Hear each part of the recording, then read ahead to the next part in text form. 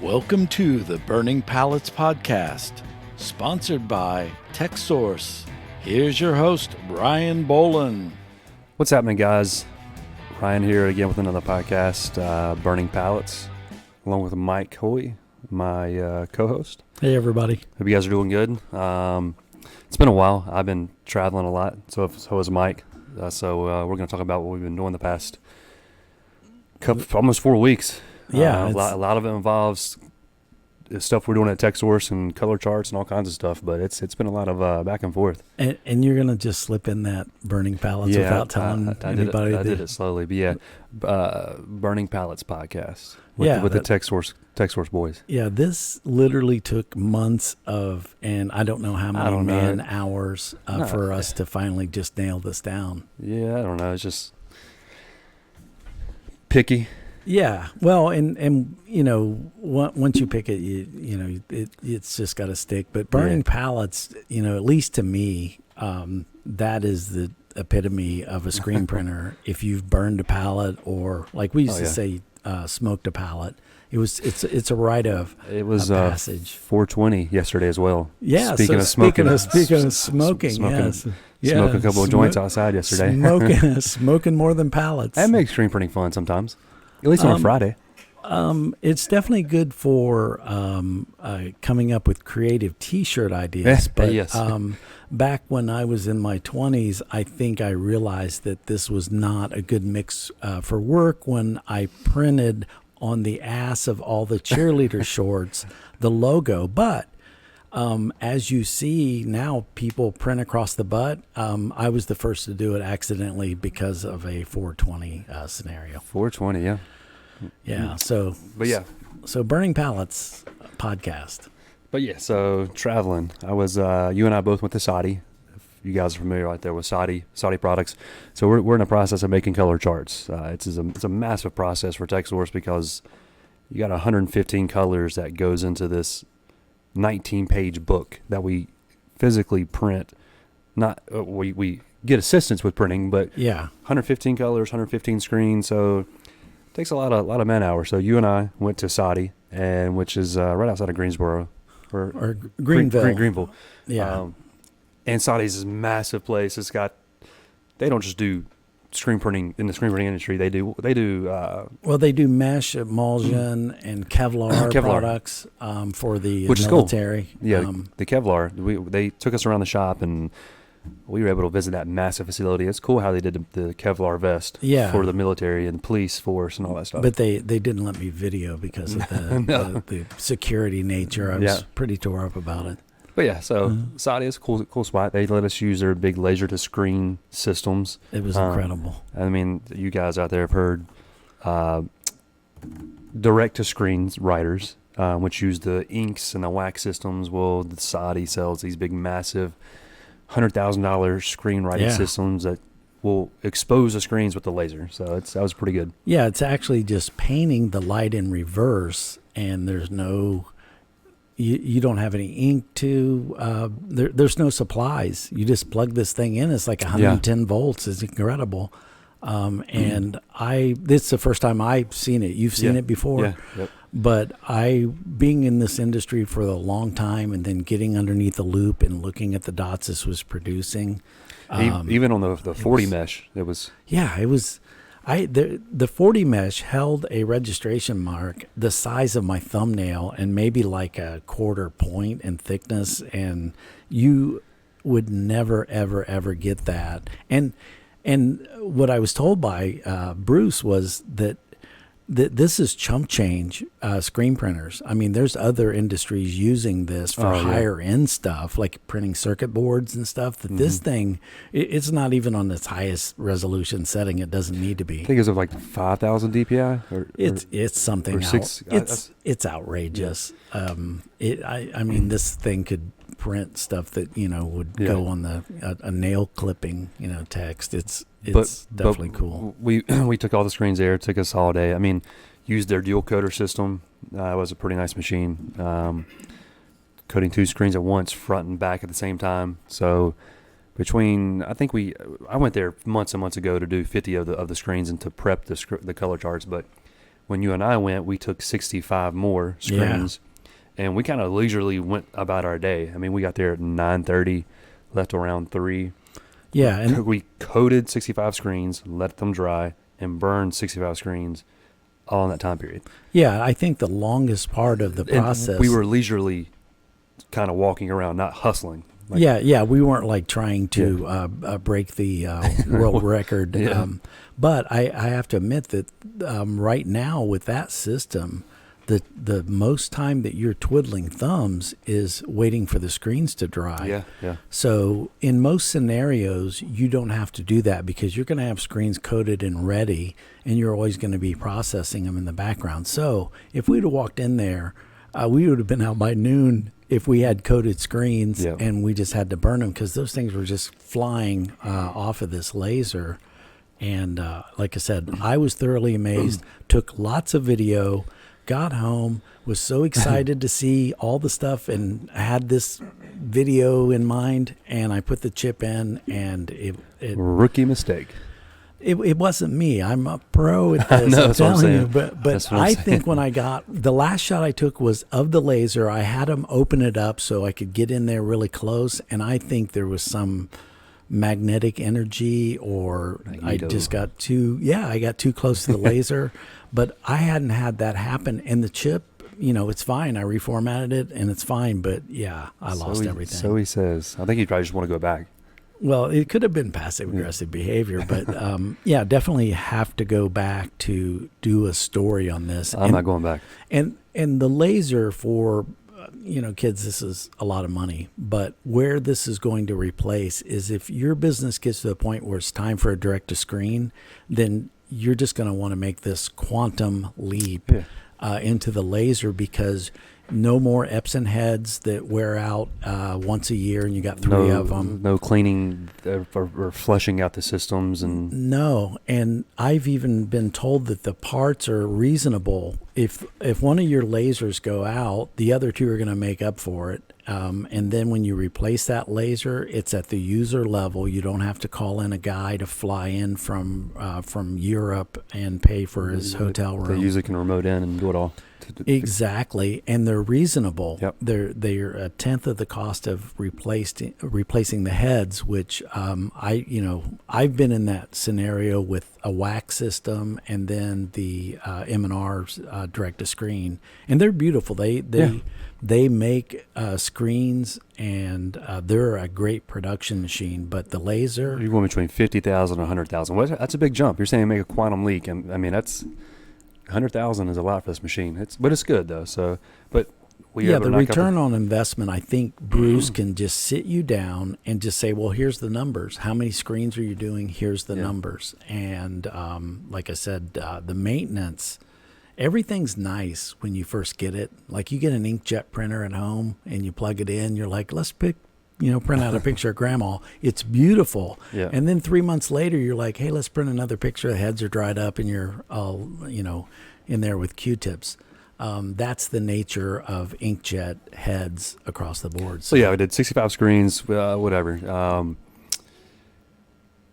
Going from Saudi, and this is a whole scheme of doing our color charts. Again, 115 different screens we have to do because 115 colors.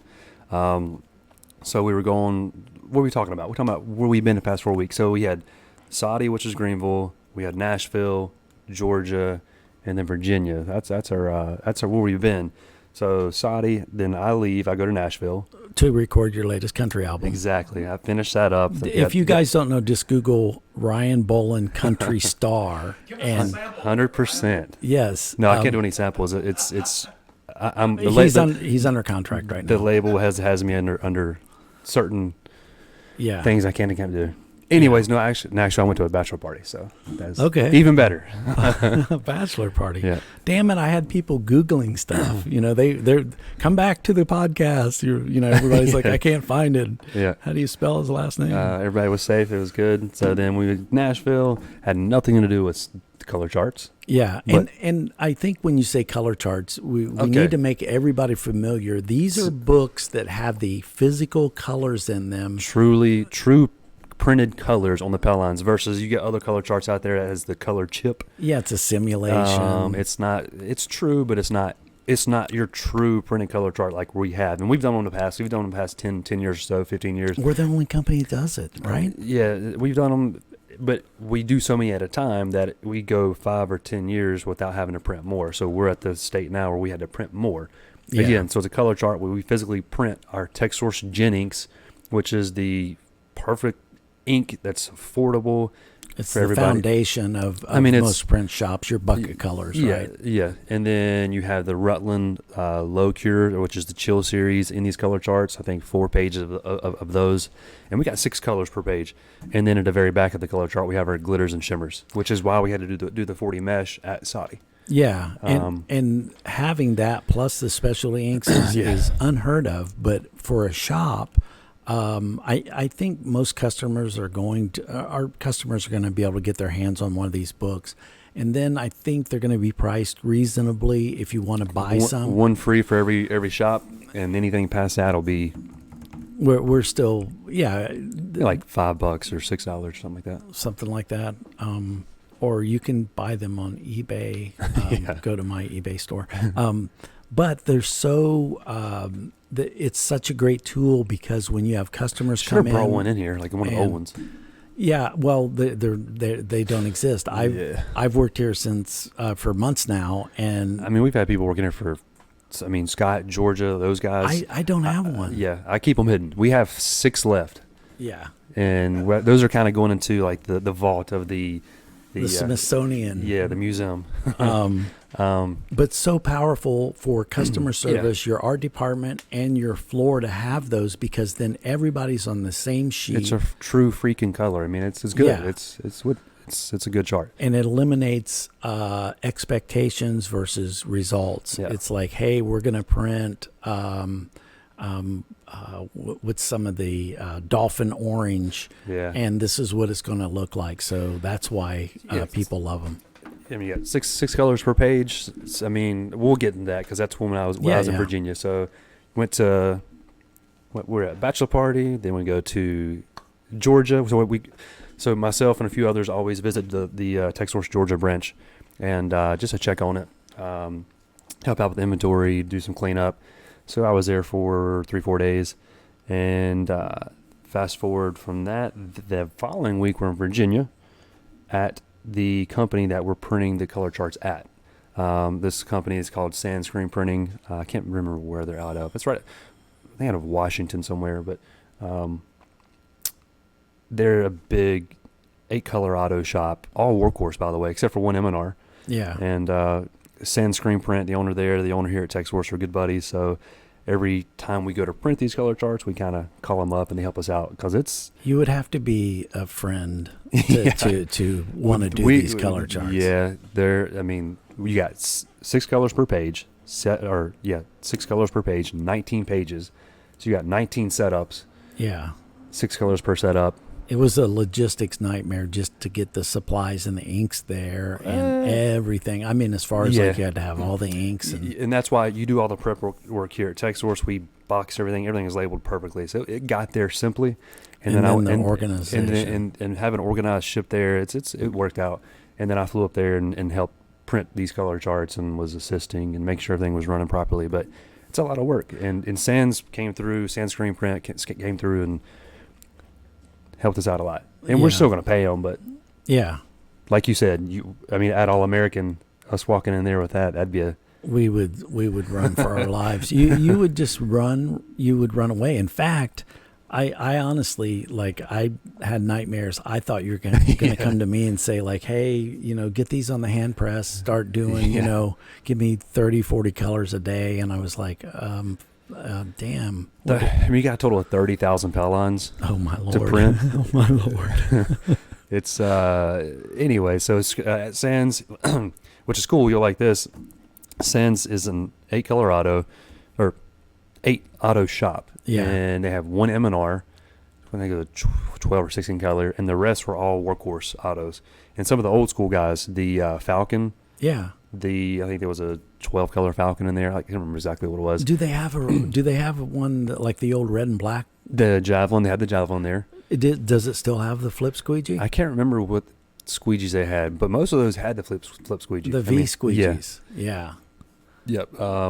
Those are. But they had the good old school autos, and then the red. So those two old ones, and then they had the M&R, which is 3, and then they had 5 brand new Sabres from Workhorse in their shop. So, but I thought you liked the old school Workhorse, they were clean, they look good. And people ask me all the time, like, hey, what do you think of this Workhorse? And I'm like, well, it's not more than just me. It's the fact that if somebody buys one and then they're like, yeah, let's get another, it's a testament that that's a machine that's more affordable than buying some of the high-end machines out there, and it can pave the road to your success. As long as the shop keeps their place clean and and the maintenance, maintenance.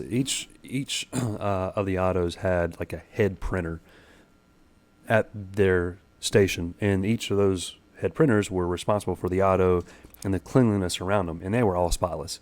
Yeah, you run the shop that way, those autos will run forever. Those are few and far between. When I was at Delta, you could eat off the floor there. They were just one of those companies that when you walked in, you're like, are these guys really printing? Because it was so clean. Yeah.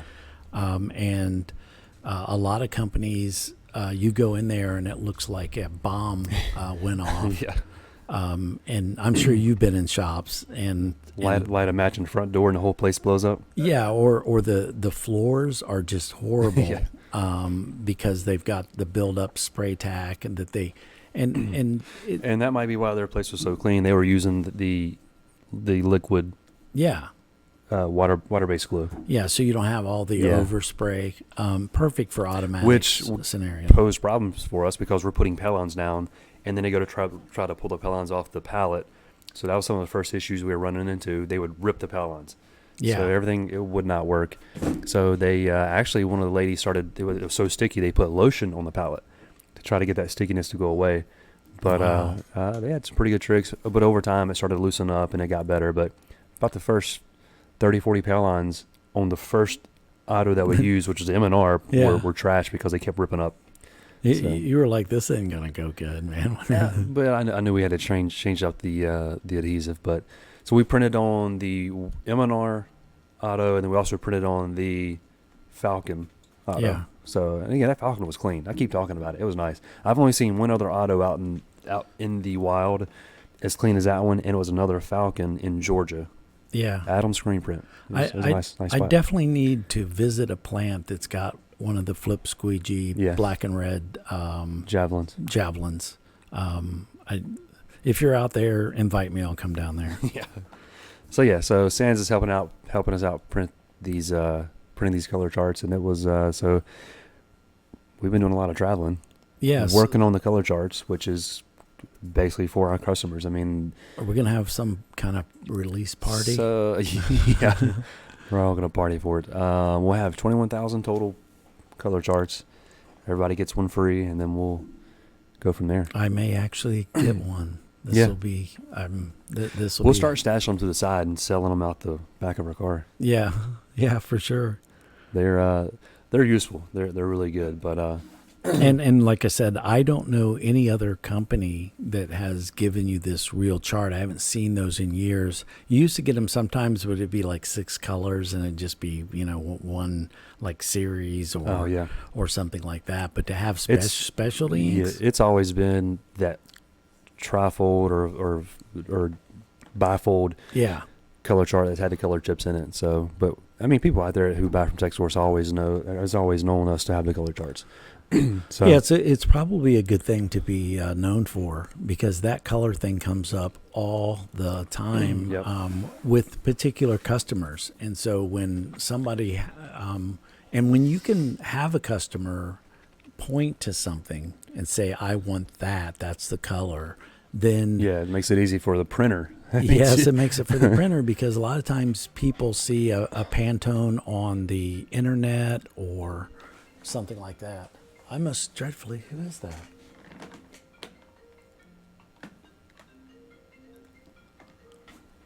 Well, that was a faux pas. This is why I never have my phone on, but I did today because people get frustrated with me because I always turn my phone off. I have for years, and so anybody around me, they hate it. Like I can never get a hold of Mike, but I usually look and see if I got it. But you got to have it. It's like the episode in. I shouldn't even started this conversation. I won't go there. No, it's not. You remember the Ari Gold Entourage? Entourage. Remember they're in the. You probably don't remember, but I always remember this part where they're in the therapy session. If like we're in a therapy session, we're talking about whatever. Yeah. And then he's got his personal phone and his business phone and his backup business phone, and his wife's in there, and all of his phones are silent. And all of a sudden, his backup business phone, his third phone, starts going off, and she starts looking at him, getting pissed. And all of a sudden, and then it rings again, and it rings again, and he does his normal Ari Gold things and flips out and says all kinds of stuff. I won't say everything he says, but hey, have you seen the episode? It's funny. I have not. Have you watched Entourage? Yeah. I've seen a couple. Okay, so I know this the whole premise of the show, but I wasn't a diehard fan. Let's just. Well, that phone going off, and then us in our therapy session talking about whatever, that reminded me of Entourage and Ari Gold. I'm which is dreadfully embarrassed. But that's another thing. Like when you're in meetings and then your phone goes off, then you're all like, here I can handle the embarrassment, but nobody's gonna die. But like you get called into a serious meeting and then somebody's phone goes off, and you're like, who did this?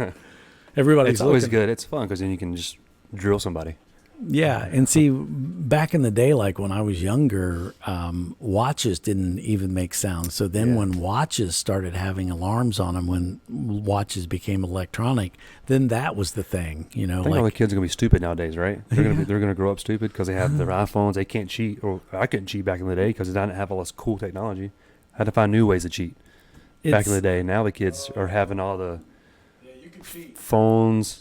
AI. No, they. I mean, I cheated back in the day. Clearly, here's a rule: it's better to cheat than repeat. When in doubt, look about.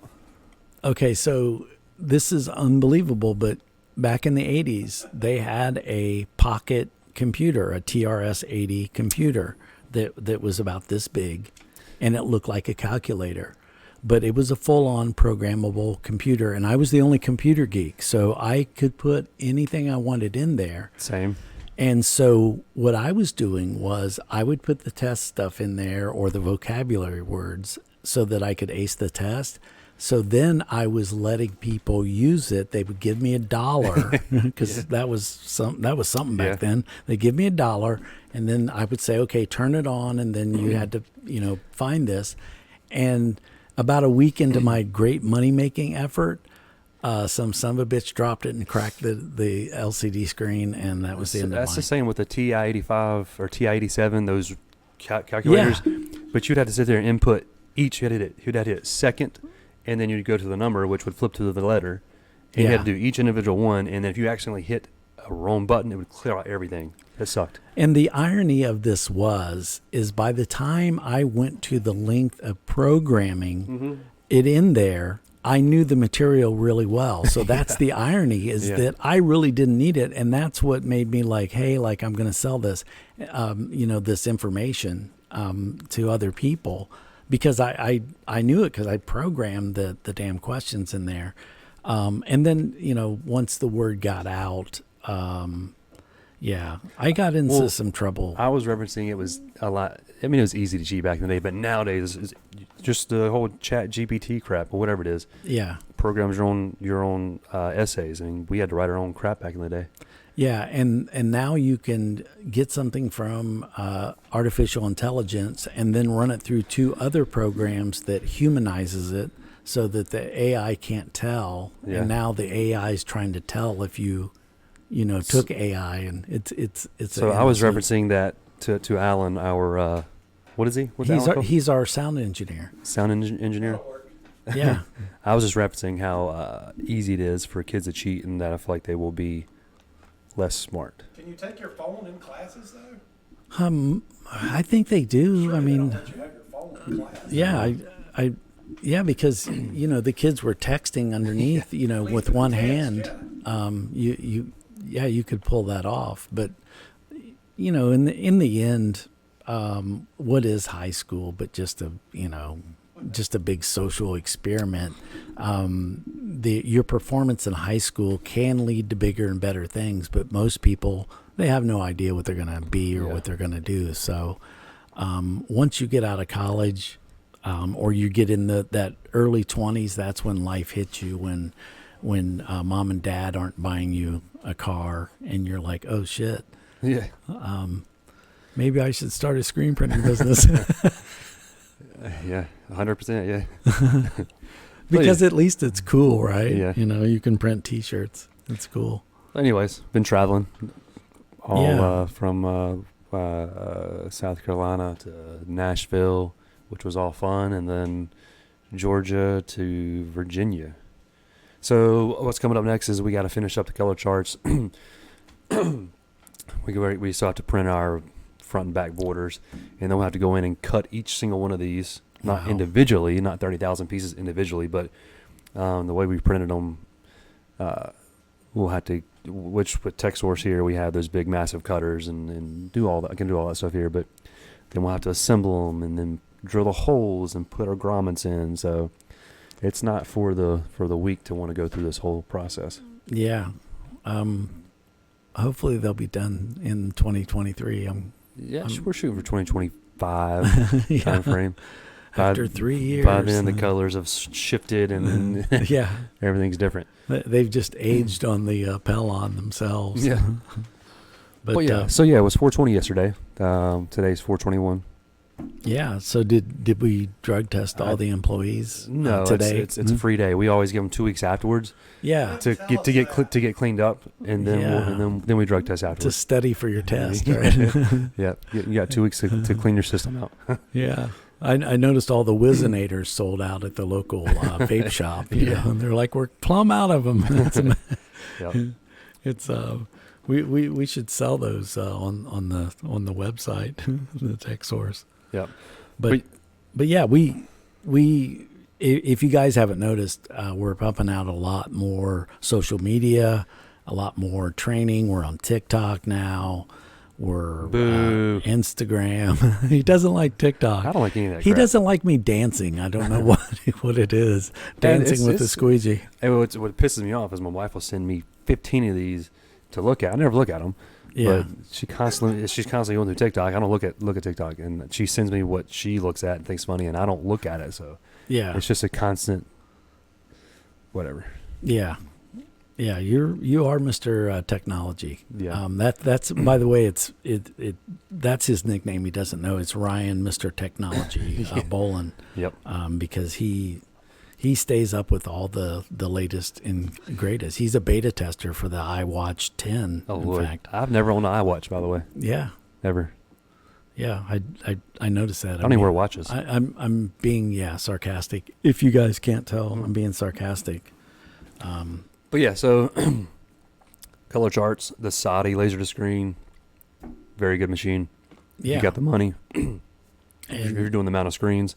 And there's cheaper versions other than the laser to screens. They have the M&R, the iJet, iImage. yeah. And then we also have another lower cost direct to screen. It's who cares about the name, but we have a lower cost one. You just throw like mud at the screen and expose it. Yeah.